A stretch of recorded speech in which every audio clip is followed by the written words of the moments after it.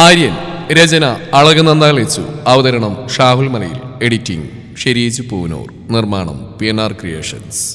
സച്ചിക്കോ ആദിക്കൊന്നും മനസ്സിലായില്ല. ശേഖരം മരിച്ചതിനു പിന്നാലെ ആര്യന്റെ മാനസിക നില തെറ്റിയ ശേഷം ജയന്തി ഇങ്ങനെ സന്തോഷിച്ചാണെന്ന് ആദ്യമായിട്ടാണ്.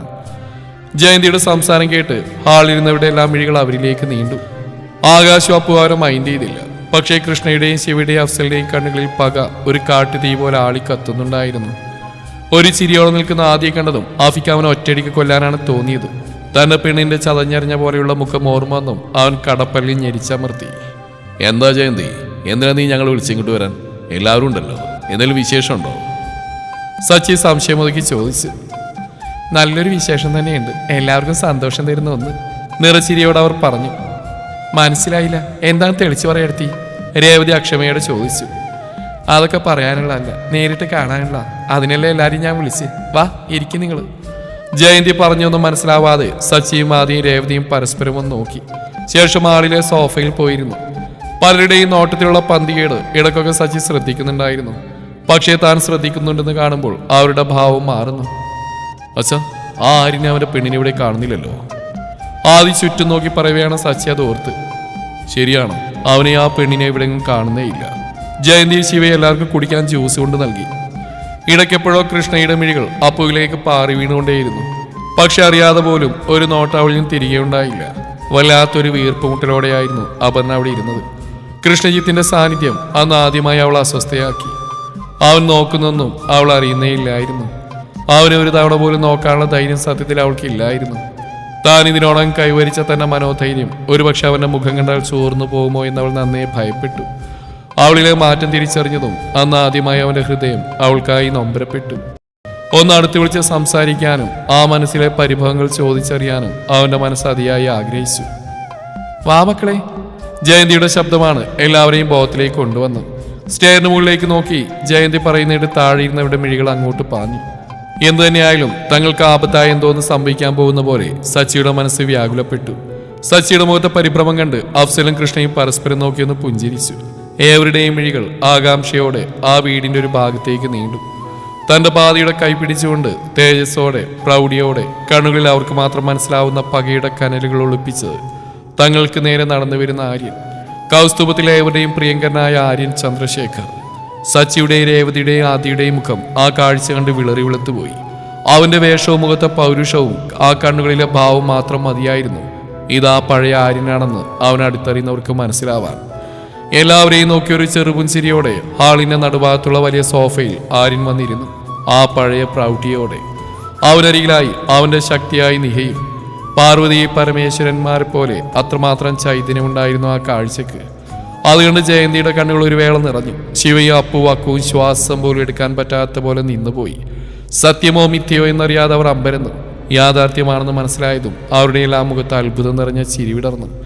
വലതുകാർ ഉയർത്തി ഇടംകാലിന് മുകളിലായി വെച്ചുകൊണ്ട് കാൽപ്പത്തി ചെറുതായി അനക്കി തലയെടുപ്പോടെ ഇരിക്കുന്നവനെ കാണേ തങ്ങളുടെ മരണമാണ് മുന്നിൽ അവതരിച്ചിരിക്കുന്നതെന്ന് സച്ചിയും ആദിയും ഒരു ഉൾക്കിടലത്തോടെ മനസ്സിലാക്കി. ഇങ്ങനെയൊരു കാഴ്ച കാണേണ്ടി വരുമെന്ന സ്വപ്നത്തിൽ പോലും സച്ചിയും ആദിയും കരുതിയിരുന്നില്ല. അറിയാതെ ഇരുന്നിടന്ന് അവർ എഴുന്നേറ്റുപോയി. സ്തംഭിച്ച് നിൽക്കുന്നവരെ കണ്ട് അഫ്സലും കൃഷ്ണജിത്തും പുച്ഛിച്ചിരിച്ചു. ഇനി അധികകാലം ആയുസ്സുണ്ടാവില്ല രണ്ടിനും. കൃഷ്ണ പല്ലിയരിച്ചുകൊണ്ട് ഓർത്തു. ചോരമയമില്ലാത്ത പോലെ വിളറി വെളുത്ത മുഖവുമായി നിൽക്കുന്ന സച്ചിയും ആദിയെയും ആര്യനൊരു ചിരിയോടെ നോക്കി. ഒരുപാട് അർത്ഥങ്ങൾ മറഞ്ഞിരിക്കുന്ന ചിരി. അത് തങ്ങൾക്കായുള്ള കൊലച്ചിരിയായിട്ടാണ് അവർക്ക് ആ നിമിഷം തോന്നിയത്. അവന് തിരിച്ചുവരവ് തങ്ങളുടെ അടിവേരി ഇളക്കാനാണെന്ന് സച്ചിയുടെ ഹൃദയം മന്ത്രിച്ചു. എങ്ങനെയെങ്കിലും അവിടുന്ന് പുറത്തു പോകണമെന്ന് ഇരുവരും ആഗ്രഹിച്ചു. പക്ഷെ എന്തു പറഞ്ഞിപ്പോൾ പോവും? ബാക്കിയുള്ളവർ കൂടി സംശയിക്കും. പക്ഷേ ഇങ്ങനെ അവന് മുമ്പിൽ നിൽക്കുന്നതും പന്തിയല്ല, പാമ്പിന്റെ പകയാണവന്. ഈ സമയം അപ്പുവും ആകാശവും തന്റെ അച്ഛനെയും അമ്മയും ചേട്ടനെയും ശ്രദ്ധിക്കുന്നുണ്ടായിരുന്നു. മൂവരുടെയും മുഖഭാവങ്ങളിലൂടെ അവരുടെ ഉള്ളിലെ ഭയവും സംഘർഷങ്ങളും അവർക്ക് നല്ലവണ്ണം മനസ്സിലായി. എന്തെങ്കിലും ഇങ്ങനെ ഒരു സാഹചര്യം വരുമെന്ന് അറിയാവുന്നതുകൊണ്ടാണ് പലപ്പോഴും ഇവരുടെ ചെയ്തികൾ പാടെ എതിർത്തത്. പക്ഷേ ചെവി കൊണ്ടില്ല. ഇനി ശിക്ഷയാണ്. ചെയ്തു കൂട്ടിയതിൻ്റെയൊക്കെ ഫലം അനുഭവിക്കാതെ മറ്റു മാർഗമില്ലല്ലോ. അപ്പു വിശ്വസിച്ചു. എല്ലാവരും ആര്യനെ സ്നേഹം കൊണ്ടും പരിഭവങ്ങൾ കൊണ്ടും പൊതിഞ്ഞു. എന്നേക്കുമായി നഷ്ടപ്പെട്ടു പോയി എന്ന് കരുതിയൊരു നീതി തിരികെ കിട്ടിയ സന്തോഷത്തിലായിരുന്നു അവന് പ്രിയപ്പെട്ടവർ. എന്നാൽ കരട് പോലെ അവിടെ നിന്ന 3 പേരിലായിരുന്നു അവന്റെ ശ്രദ്ധ മുഴുവൻ. ആര്യന്റെ തിരിച്ചുവരവിൽ ഒട്ടും തെളിച്ചമില്ലാതെ നിൽക്കുന്ന ആ 3 പേരെ നേരിടെ കണ്ണുകൾ ഒപ്പിയെടുക്കുന്നുണ്ടായിരുന്നു. എന്തോ പന്തികേടുള്ള പോലെ അവൾക്ക് തോന്നി. വന്നപ്പോൾ ഉണ്ടായിരുന്ന സന്തോഷമൊന്നും അവരുടെ മുഖത്തിപ്പോൾ ഇല്ലെന്ന് കണ്ട അവളിൽ നിറയെ സംശയങ്ങൾ പെരുകി. പക്ഷേ പല കണ്ണുകളും തങ്ങൾക്ക് നേരെയാണെന്ന് മനസ്സിലാക്കിയ സച്ചി തന്ത്രപൂർവ്വം തന്റെ മനസ്സിനെ നിയന്ത്രിച്ചു. അത്രയും കാപ്പറ്റി നിറഞ്ഞൊരു പുഞ്ചിരിയുടെ മൂടുപടം അണിഞ്ഞയാൾ നിമിഷ നേരം കൊണ്ട് സച്ചിയുടെ മുഖഭാവം മാറിയതും ആദ്യം രേവതി മുഖത്ത് തെളിച്ചു കൊണ്ടുവരാൻ പാടുപെട്ടു. എല്ലാവർക്കുമുള്ള ആഹാരമൊക്കെ അപ്പോഴേക്കും അവിടെ റെഡിയായിട്ടുണ്ടായിരുന്നു. നീയും ജയന്തി എല്ലാവരെയും ആഹാരം കഴിക്കാൻ ക്ഷണിച്ചു. എല്ലാവരും അങ്ങോട്ടേക്ക് പോയ നിമിഷം ആദ്യ ടെൻഷനോടെ സച്ചിയുടെ അരികിലേക്ക് ചെന്നു. അച്ഛാ, എന്തൊക്കെയായി നടക്കുന്നത്? ഇവനെങ്ങനെ ഭേദായി? നമ്മളിനി... ആദിയുടെ സ്വരം വല്ലാതെ പരിഭ്രാന്തിയിലായി. കാരണം അവനറിയാമായിരുന്നു ആര്യൻ ആരാണെന്നും അവന്റെ പക എത്രത്തോളം ഭയാനകമായിരിക്കുമെന്നും. നിനക്കെന്താ അറിയണ്ട ആദി? എന്നോട് ചോദിക്ക്, ഞാൻ തരാം നിനക്കുള്ള മറുപടി. അല്ലാതെ പൊട്ടൻ ആട്ടം കാണുന്ന പോലെ നിനക്ക് നിന്റെ അച്ഛനോട് ചോദിച്ചാ എങ്ങനെ അറിയാനാ? അല്ലേ അങ്കിൾ? തൊട്ടരികിൽ ആര്യന്റെ ഗാംഭീര്യമുള്ള ശബ്ദം കേട്ടതും ആദ്യം ഒന്ന് വേച്ചു പിന്നോക്കം പോയി. ഹാളിൽ മറ്റാരും ഉണ്ടായിരുന്നില്ല. മുന്നിൽ ഇപ്പോഴും ഒരു ചിരിയോടെ നിൽക്കുന്നവനെ കാണെ ആദിയുടെ ഉള്ളിലൂടെ ഒരു വിറയൽ കടന്നുപോയി. അവന്റെ മുഖത്തെ ഭാവം കണ്ടൊന്നും മനസ്സിലാവുന്നുണ്ടായിരുന്നില്ല അവർക്ക്. ആകെ വ്യക്തതയില്ലാത്ത പോലെ. ഇങ്ങനെ ഒരു കാഴ്ച തീരെ പ്രതീക്ഷിച്ചിരുന്നില്ലല്ലേ മൂന്നുപേരും? കൈകൾ പിണച്ചേട്ടിന്ന് ചോദിക്കുന്നവനെ നോക്കി ഭയത്തോടെ ഉമിനീര് വലിച്ചിറക്കി മറുപടി പറയാനാവാതെ നിന്നുപോയി അവർ. ചുണ്ടുകൾ ചിരിക്കുന്നുണ്ടെങ്കിലും കണ്ണുകളിൽ തങ്ങളെ കത്തിക്കാനുള്ള അഗ്നിയാണ് തെളിഞ്ഞു കത്തുന്നതെന്ന് കാണെ വിയർത്തുപോയി സച്ചിയും ആദിയും. ഒരിക്കലും എനിക്ക് ഭേദാവില്ലെന്ന് കരുതി സമാധാനിച്ചിരിക്കായിരുന്നു അല്ലേ? എന്ത് ചെയ്യാനാ? നിങ്ങൾ ഇനി ഈ ഭൂമിക്ക് വേണ്ട. അപ്പൊ ആ കർത്തവ്യം നിർവഹിക്കാൻ ഏറ്റവും യോഗ്യം ഞാൻ തന്നെയല്ലേ എങ്കിലേ? അതിനായിട്ട് ദൈവം എനിക്ക് തന്ന അവസര ഈ തിരിച്ചുവരവ്. ആര്യന്റെ വാക്കുകൾ ഏതോ ഗർത്തത്തിൽ നിന്നെന്ന പോലെ മുഴങ്ങി കേട്ടു. ആര്യ, അത്... സച്ചി പറയാനൊരുങ്ങിയതു. മിണ്ടരുത് നിങ്ങൾ. സച്ചിയുടെ കണ്ണിൽ നേരെ വിരൽ ചൂണ്ടി ആര്യൻ മുരണ്ടു.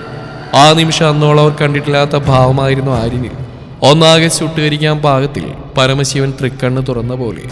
രേവതി വിരണ്ടുപോയി അവന്റെ ആ ഭാവമാറ്റത്തിൽ. അല്ല, നിങ്ങളിപ്പോഴും വിശേഷം പറഞ്ഞ് നിൽക്കുകയാണ്, വാ കഴിക്കാൻ.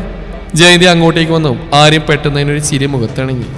ആ, എത്ര നാളായി അമ്മ ഞാൻ സ്വഭാവത്തോടെ ഇവരോടൊക്കെ സംസാരിച്ചിട്ട്. അല്ലേടാ ആദി? അല്ലേ അങ്കിളെ?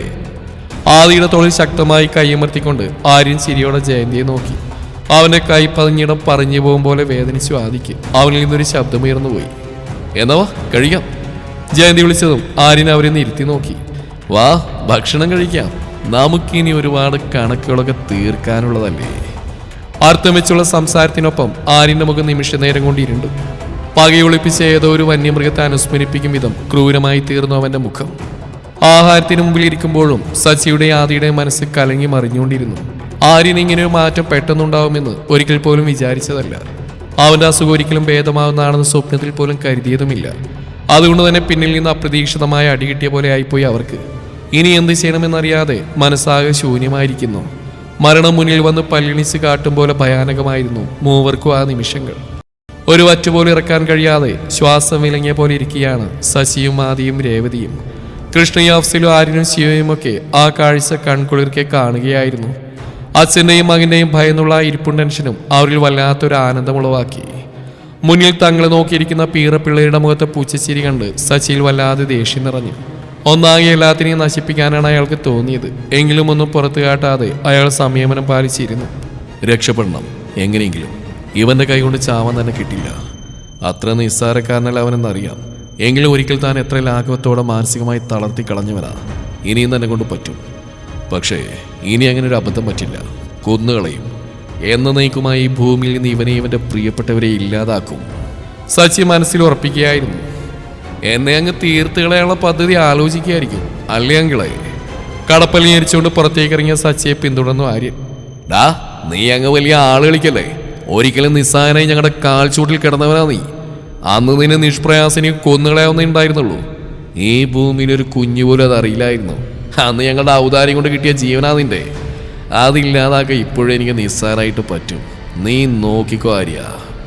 സച്ചി അമർഷത്തോടെ പറയുന്ന കേട്ട് ആര്യന്റെ ചുണ്ടിൽ ഒരു പുച്ഛം നിറഞ്ഞു. കണ്ണുകളിൽ കോപവും. അതിനി താനല്ല, തൻ്റെ തന്തയുടെ തന്ത വിചാരിച്ചാലും നടക്കാൻ പോകുന്നില്ല. ഒരിക്കലും സംഭവിച്ചെന്ന് കരുതി എപ്പോഴും അങ്ങനെ തന്നെ ആവില്ലടോ. സച്ചിയുടെ സംസാരം കേട്ട് കൃഷ്ണ കലിയോടെ പറഞ്ഞു. ഡാ! ആദ്യം അവൻ നേരെ ചീറിക്കൊണ്ടടുത്തു. കുട്ടുവിന് മുന്നിലേക്ക് ആര്യം ജ്വലിക്കുന്ന കണ്ണുകളോടെ കയറി നിന്നും ആദിയുടെ ശൂരത്വം തണുത്തുപോയി. ഒപ്പം സച്ചി അവനെ തടഞ്ഞിരുന്നു. ഡാ പന്ന പൊലയാടി മോനെ, നീ കൂടുതൽ തിളക്കല്ലേ? നിന്റെ ഈ തിളപ്പൊക്കെ അധികം നാൾ കാണില്ല. നീ നോയിക്കോ. ഈ ലോകത്തിലെ ഏറ്റവും വലിയ വേദന അറിഞ്ഞ് തന്നെ നിന്നെ ഞാൻ ഇല്ലാതാക്കും. ജീവന് വേണ്ടി നീ കരയുന്ന എനിക്ക് കാണണം. എൻ്റെ പെണ്ണ് അവൾ കരഞ്ഞിട്ടുണ്ടാവില്ലേ? നിന്റെയൊക്കെ കയ്യിൽ നിന്ന് ജീവനും മാനത്തിനും വേണ്ടി കരഞ്ഞ് യാചിച്ചിട്ടുണ്ടാവില്ലേ? എന്നിട്ട് നീയൊക്കെ കൂടി എന്താടാ ചെയ്ത്? ജീവൻ പോലും ബാക്കി വെച്ചില്ലല്ലോടാ, കൊന്ന് കളഞ്ഞില്ല എന്റെ സിയെ. അഫ്സലിന്റെ മുഖം ദേഷ്യം കൊണ്ട് സങ്കടം കൊണ്ട് ചുവന്നു പോയിരുന്നു. ആദിയുടെ കണ്ണിന് നേരെ വന്ന് നിന്നുകൊണ്ട് അവനെ എരിച്ചു കളയാൻ പാത്തിൽ പറയുന്ന അഫ്സലിനെ കണ്ട് ആദിക്കുള്ളിൽ വല്ലാത്ത ഭയവും. അന്നൊരു പെണ്ണിന്റെ തേങ്ങിക്കരച്ചിൽ ഒരുപോലെ ഇരച്ചു വന്നു. എടാ നരുന്ന് ചെക്ക, നിന്റെ ഭീഷണിയൊന്നും ഇങ്ങോട്ട് വേണ്ട. എന്റെ മോനെ കൊല്ലുന്നു പോയിട്ട് അവന്റെ ഒരു രോമത്തിൽ പോലും തൊടാൻ നിന്നെ കൊണ്ടോ, ഇവനെ കൊണ്ടോ പോലും പറ്റില്ല. അറിയില്ല നിനക്കൊക്കെ ഞാൻ ആരാണെന്ന്. അടുത്തേക്കുന്ന ആരെങ്കിലും കണ്ണു നീട്ടി ശശി പുച്ഛത്തോടെ പറഞ്ഞു.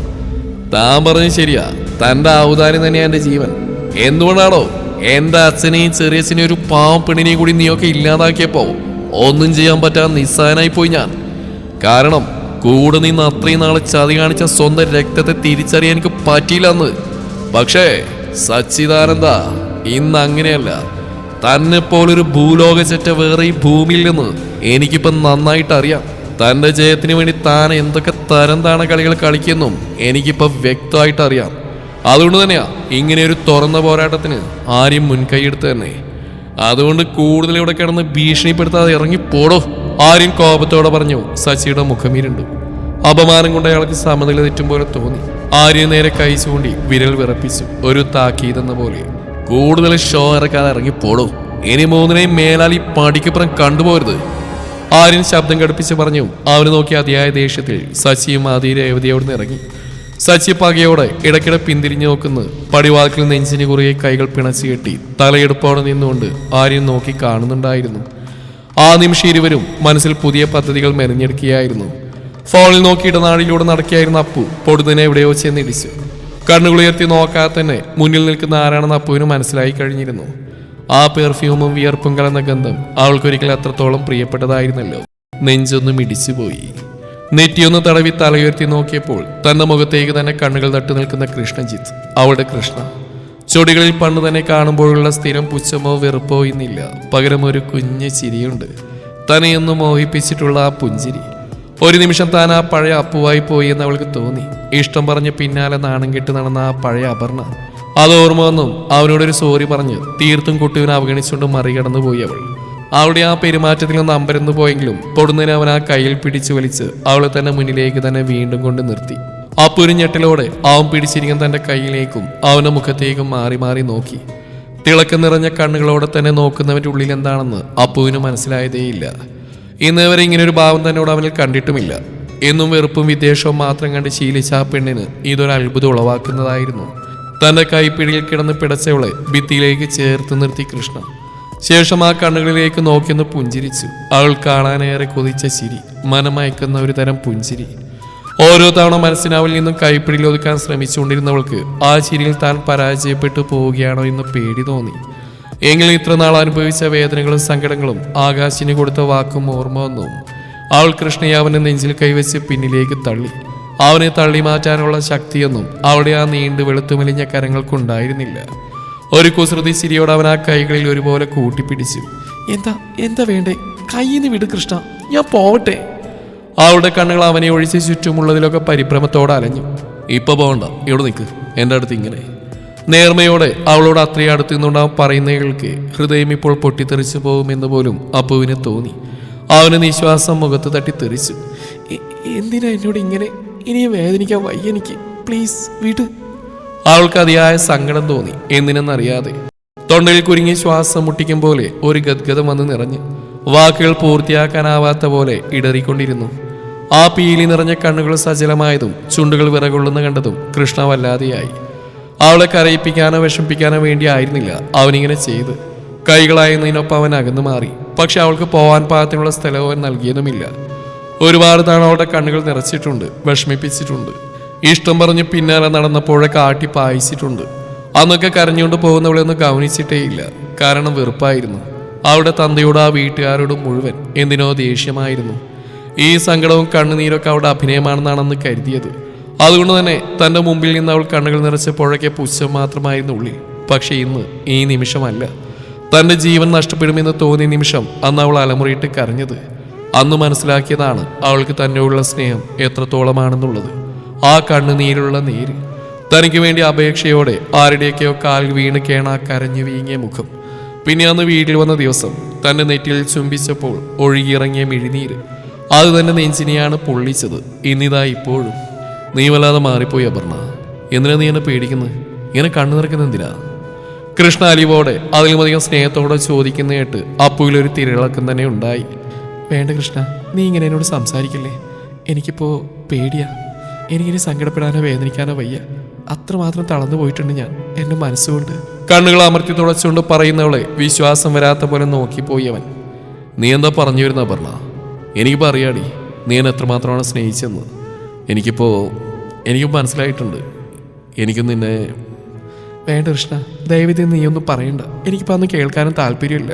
തുടരും ഈ കഥയുടെ ബാക്കി ഭാഗം നാളെ ഇതേ സമയം.